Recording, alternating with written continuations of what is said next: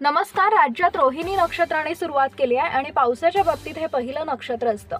या नक्षत्रात राज्यात मान्सूनपूर्व पावसाची सुरुवात होत असते.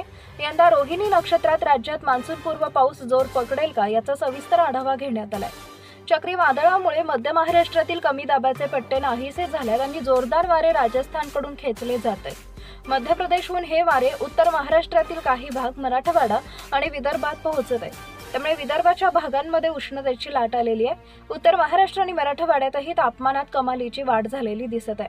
अरबी समुद्रातून येणारे बाष्पयुक्त वारे सुद्धा खेचले जात आहेत.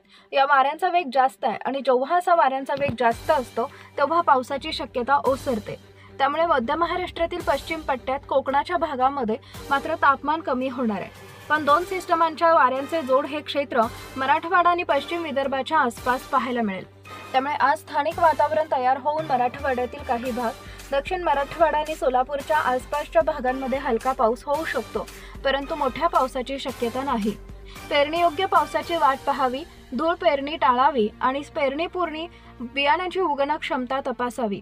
स्थानिक पातळीवर पाण्याचा उपलब्ध स्रोत तपासून पेरणीचं नियोजन करावे. मान्सूनबाबत येत्या दिवसात अधिक अंदाज स्पष्ट मिळतील. राज्यातील हवामानाच्या अद्ययावत माहितीसाठी पुढील अपडेट मिळवण्याकरता आमच्या चॅनलला सबस्क्राईब करा. धन्यवाद.